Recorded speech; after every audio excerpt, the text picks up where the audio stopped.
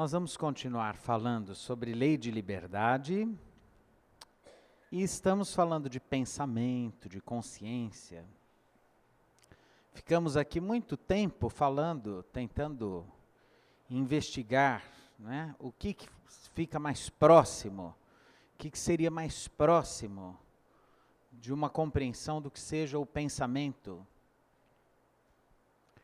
E agora estamos investigando o que seria essa dimensão de experiência fundamentalmente humana, a que damos o nome de consciência. Com é junto, ciência é saber. Consciência, saber junto de, não é? Então o que é a consciência? É aquele saber que se é, saber de si mesmo, saber que sou, sei que sou. Então isso é a consciência. Para alguns pensadores, filósofos, de um campo de investigação chamado fenomenologia, quando nós paramos para prestar atenção naquilo que pensamos, nós já escapamos àquilo de mais natural que há em nós, que é o pensamento espontâneo. Então, quando eu paro para pensar que estou pensando, esse parar para pensar que eu estou pensando, já é violentar o próprio pensamento, que em si mesmo é um pensar sem pensar que se pensa.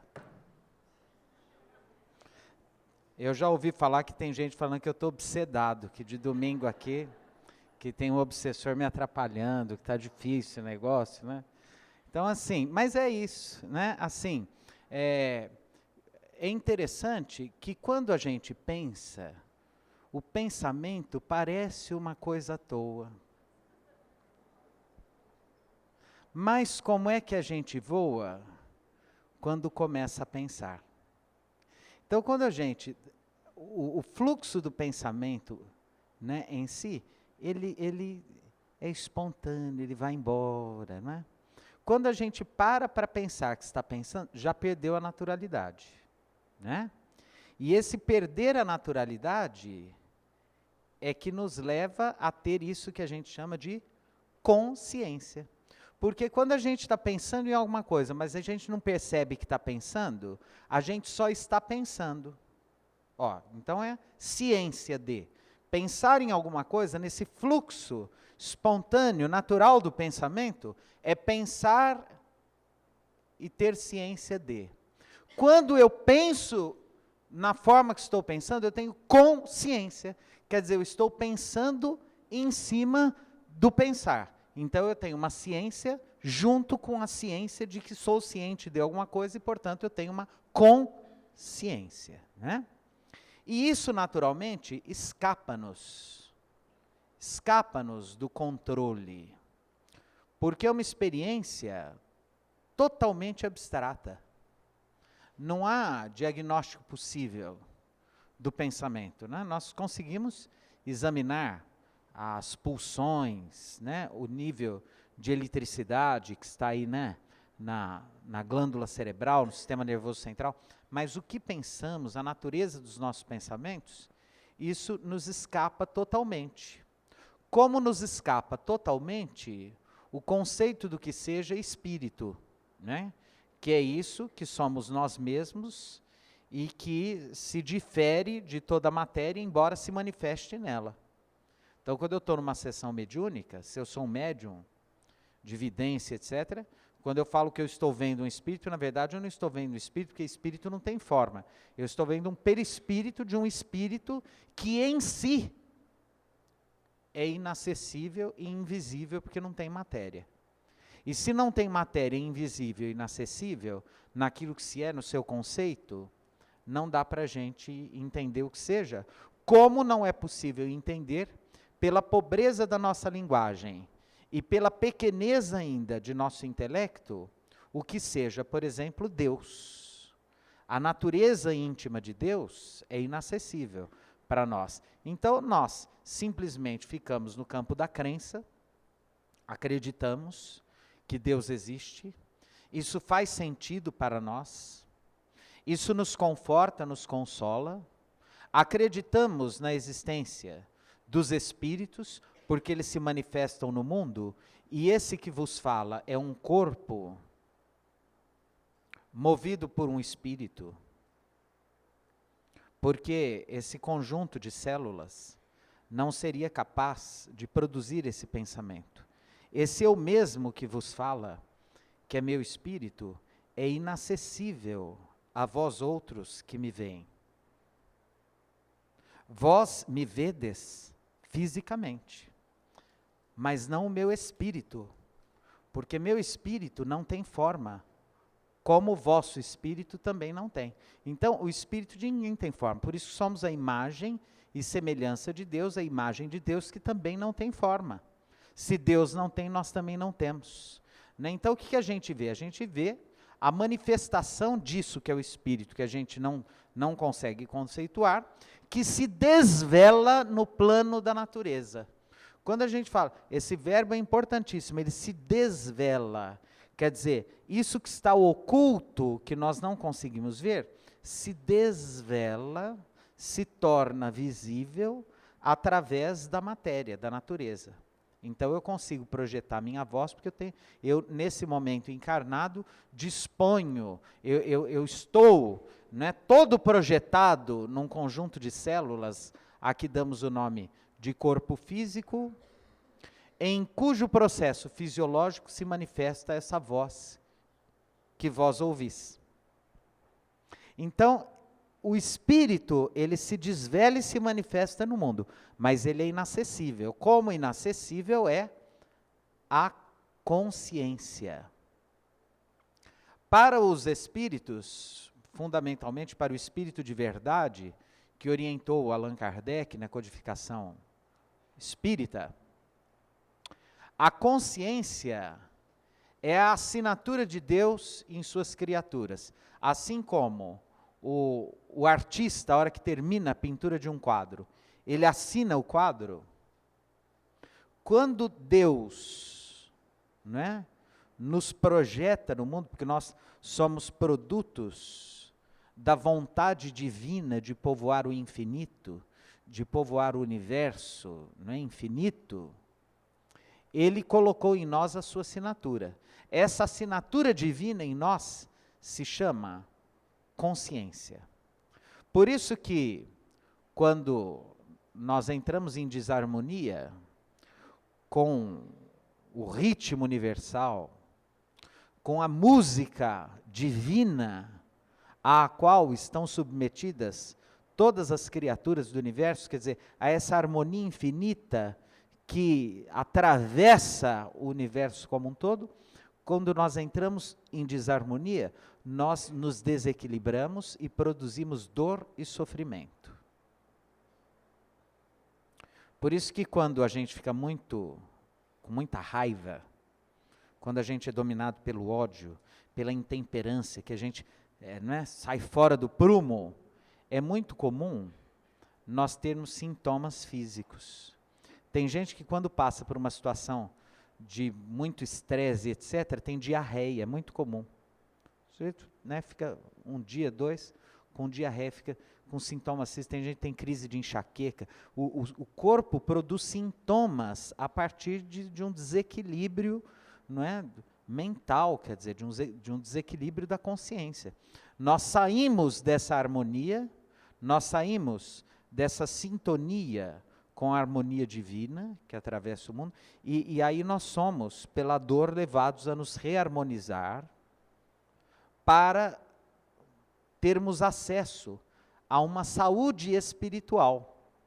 Essa saúde espiritual se projeta na forma de uma saúde física no tempo e no espaço que se vai construindo de encarnação para encarnação. Então, na verdade, é assim, esses dias eu estava lendo o depoimento do Chico, muito interessante, numa entrevista, que nós espíritas usamos muito a referência à evocação da chamada lei de causa e efeito. Então, quando alguém tem um sofrimento muito grande, a gente fala, tem que ter paciência, porque isso é produto da lei de causa e efeito. A gente repete isso igual papagaio, toda hora. Não, é a lei de causa e efeito. Está vendo? Olha aí, a lei de causa e efeito. E o Chico dizia, Mas a gente devia lembrar também da lei de causa e efeito para as coisas boas. Porque nós cristãos, nós nos sentimos muito desconfortáveis com a alegria. Nós achamos que quando a gente está sofrendo é que está bom. Porque a gente, desde a Idade Média, aquele cristianismo equivocado católico, né, colocaram que sofrimento eleva as criaturas, né? Esses dias eu fui fazer uma palestra no centro espírita, é muito comum, eu chego lá, aí a pessoa vai fazer a prece, é assim, ó, Senhor Jesus, parece que a pessoa está apanhando quando faz a prece, porque acha bonito aquela coisa da lamentação. Eu tenho um horror dessas coisas. Eu não posso falar nada, né? Que a caridade manda. Mas eu tenho vontade de dar um chacoalhão na pessoa. Fala, ei, que é isso? Né? Por quê? Porque nós não fomos criados dentro do cristianismo para celebrar a alegria. E quando alguma coisa boa acontece na vida da gente, a gente morre de medo porque a ruim está vindo por aí. Espírita é muito assim. Acontece coisa boa, ai. Quando acontece, quer ver, ó que engraçado, quer ver, assim, ó, espírita é assim, ó. Quando acontece alguma coisa ruim, é assim, ó, é a lei de causa e efeito. Ó. Quando acontece uma coisa muito boa, a gente fala assim, a que muito é dado, muito será pedido. Aí já não adianta mais. Ou seja, é uma bomba. A gente não tem direito de curtir uma coisinha legal, né? Por quê? É aquele peso, aquela coisa. Sofrimento é causa e efeito. Felicidade é quem muito... Então, nós estamos ferrados, não tem saída. Então, nós precisamos, primeiro, começar a mudar algumas coisas. Aconteceu uma coisa boa na nossa vida, que bom, é porque a gente já está merecendo, olha que coisa boa. Afinal de contas, a gente não está saindo por aí matando ninguém mais, ninguém aqui é o maníaco do parque, que eu saiba. Sai por aí, né, desgraçando a vida alheia. Quer dizer, perto dessas coisas horrorosas que a gente vê por aí, até que a gente está bonzinho, não está? Vocês não acham que a gente merece ser feliz? Eu acho, não é? A gente toma banho direitinho, reza, tudo bem, a gente não faz todo o bem que podia, mas a gente também não está, né, ferrando com a vida de ninguém. De vez em quando, podendo fazer o bem, a gente faz. A gente está tentando abrir a cabeça, vencer os nossos preconceitos, né, se tornar... Né, nós estamos, sei lá, não sei se eu posso falar em nome de todo mundo, mas dentro do possível... A gente procura fazer tudo direitinho, né? A lição de casa, não ser um peso para a vida de ninguém, não ficar reclamando, ficar toda hora, né, incomodando as pessoas. A gente está legal, está indo bem. Eu espero que nas nossas próximas encarnações, a gente já tenha uma condição de felicidade melhor, né, do que essa que a gente já tem, que é muito boa, né? O mundo... Para a maioria dos seres humanos, o planeta já está melhorando muito, tem muita desgraça, muito sofrimento, muita dor, mas, via de regra, o planeta está melhorando muito, gente. Nós já temos ventilador, ar-condicionado, geladeira, né? Raras são aquelas regiões que o sujeito precisa caminhar léguas para pegar água no poço, levar nas costas, né? Aquela coisa, né? Então... Seres humanos, apesar da dor, do sofrimento, as condições estão melhorando. Por quê? Porque a humanidade, no geral, está se esforçando para fazer o bem, para melhorar. Então, onde eu quero chegar? Quero chegar no seguinte. O coração dessa transformação, quer dizer, o núcleo dessa transformação é a nossa consciência. É ali que se dá, né, basicamente, as grandes transformações daquilo que somos, né, da nossa singularidade, da nossa personalidade. Então, Santo Agostinho, lá no Evangelho segundo o Espiritismo, tem até uma mensagem interessante, em que ele nos convida a diariamente, quando nós vamos dormir, refletirmos, quer dizer, a consciência, né? Pensar no que pensamos o dia todo, pensar no que fizemos o dia todo, pensar em como estamos conduzindo a nossa vida, né? Por quê? Porque é nessa reflexão que alguns pensadores vão traduzir por inflexão, quer dizer, dentro, né? Um dobrar-se por dentro, né? Para ter acesso a quantas anda a nossa consciência. E esse a quantas anda a nossa consciência é em que nível de equilíbrio, de prumo, está a nossa consciência. Se nós estamos em equilíbrio ou em desequilíbrio, em harmonia ou em desarmonia. Quando a gente deita a cabeça lá no travesseiro e tem um espinho que nos incomoda, a alma, algo que a gente deixou de fazer, algo que a gente está adiando, né? Algo, uma pessoa que a gente precisa voltar a se harmonizar de alguma forma, um familiar, um parente que a gente brigou e está, né, naquela fase de birra, porque a gente é birrento, né? Orgulhoso, vaidoso, não quer dar o braço a torcer, a gente acha que a nossa paciência... Eu já falei muito isso. A minha paciência tem limites, então não é paciência. Se tem limite, não é paciência, porque a paciência é sempre o quê? Ilimitada. O Jerônimo Mendonça falava, a paciência é a ciência da paz. A gente inverte a palavra. Por que a gente precisa ter paciência? Porque a paciência é a ciência da paz. Quando a gente tem paciência, tudo fica mais em paz. Eu gosto muito daquela historinha do Chico, da água da paz, né? Que ele sofreu muito em Pedro Leopoldo com a família, aquela intriga toda, e ninguém entendia a tarefa dele, aquela coisa, e ele por aqui, igual a gota d'água do Chico Buarque, né? Qualquer desatenção, faça não, pode ser a gota d'água. E ele assim, aí o Emmanuel apareceu para ele e falou, Chico, para o seu caso, você precisa tomar água da paz. E ele achou que era um remédio homeopático.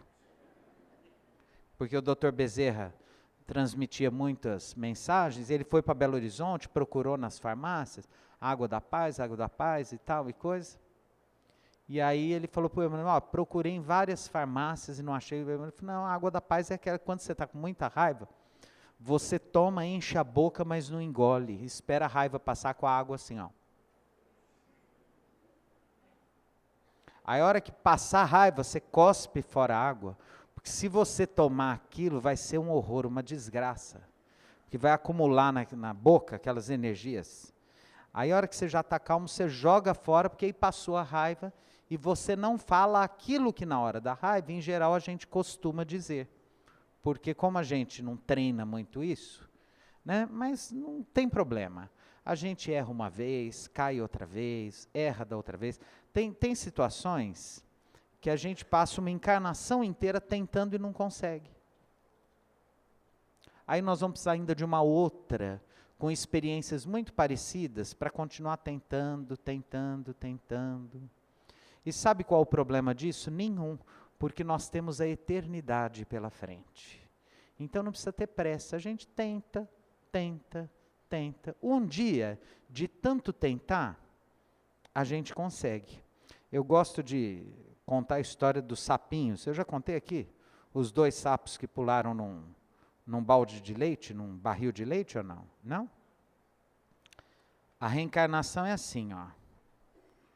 É parecida com isso. 2 sapos muito gulosos estavam no armário e viram um barril de leite. O barril estava pela metade de leite. Então eles pularam lá e viram que não dava pé. Então um deles, tentando sair, não conseguiu, virou para o outro e falou, quer saber, eu vou desencarnar mesmo. Eu vou parar de lutar. Eu vou me deixar desencarnar. E aí desistiu e morreu afogado no barril de leite. O outro era mais teimoso, falou, pois eu não vou desencarnar de jeito nenhum. E ele começou a bater, né, as patinhas dele, o sapo, né, no leite e começou a bater aquele leite, bater aquele leite, bater aquele leite. E a sua pele foi transpirando e aquela acidez foi se misturando no leite, foi coalhando, coalhando, de repente o leite talhou, virou um queijo, endureceu, ele tomou impulso e pulou. A reencarnação é a mesma coisa. Às vezes a gente fica muitas encarnações na braçada. Tchac, tchac, tchac, tchac, tchac, tchac, tchac, tchac, tchac, tchac, tchac, tchac. Outra encarnação. Tchac, tchac, tchac, tchac, tchac. Não consigo, tento e não consigo, tento. Uma hora, de tanto a gente se movimentar, o leite vira queijo, a gente toma impulso e salta para um outro nível de evolução espiritual. Uns conseguem isso mais rápido, outros conseguem mais lentamente, o que não faz diferença, porque ninguém está nas Olimpíadas, não é competição. Cada um vai evoluindo no ritmo que consegue, que dá conta, lembrando que tudo que a gente faz tem uma consequência, né? O que a gente faz de bem, a gente colhe o bem, o que faz de ruim, a gente tem que resgatar.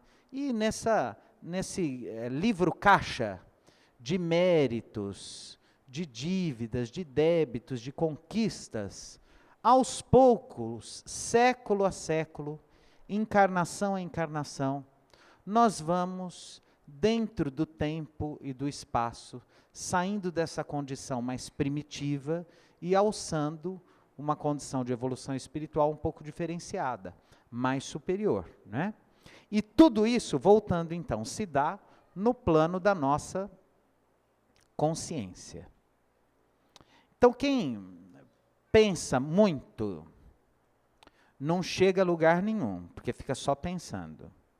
Mas quem não pensa nada também não sai do lugar, porque se torna um autômato. Então, o que é a encarnação? A encarnação é essa equação entre pensamento e ação. Então, eu me manifesto no mundo, eu faço as coisas que precisam ser feitas, mas ao mesmo tempo, eu vou tentando, dentro da minha casa mental, do meu centro de memória espiritual, e adquirindo essas conquistas, essas experiências, me educando, refletindo sobre elas. Por isso que é muito importante, por exemplo, os nossos momentos de prece. Para que serve a prece? Deus precisa que a gente fique... Não, Deus não precisa de nada, senão Ele não seria Deus. A gente não faz prece para agradar a Deus.